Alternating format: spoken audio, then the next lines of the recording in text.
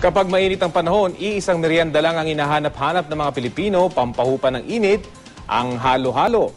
Nagmula sa panghimagas ng mga Hapon, ngayon na iba na ang mga sangkap ng halo-halo ayon sa panlasang Pinoy. Balitang hatid ni Lala Roque.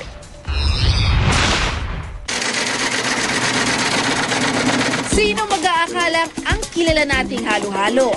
Nagmula raw sa isang panghimagas ng mga Hapon, ang kakigori. Pag summer, mas mabenta. Siyempre, mainit. Pero minsan din ng mga customer namin, kilala na siya.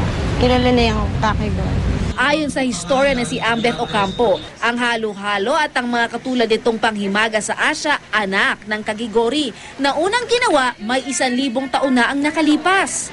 Ang halo-halo na alam natin, ipinakilala daw ng mga Hapon bago ang World War II, nung katatayo lang ng unang planta ng yelo sa Pilipinas at hindi na kailangang mag-import pa ng yelo.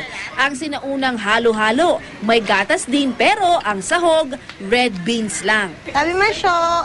Hanggang sa ang isang sangkap, ubabot sa 100 sarap.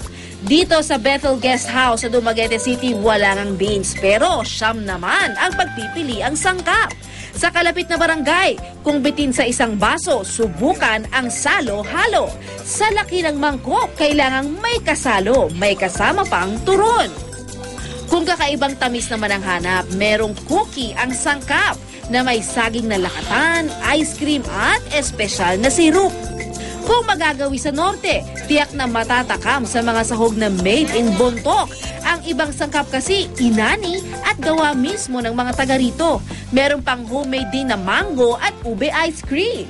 Sa Kapitolyo naman ng Ilocos Norte, ang pambatong halo-halo sa halip na sa baso, sa buko inilalagay ang samut-saring minatamis at may cherry pa.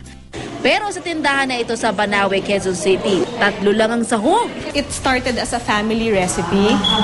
Nung nakita nila na nagustuhan ng maraming tao, ginawa na nilang business. Yung unique doon sa pastillas ay it's made out of Carabao's milk.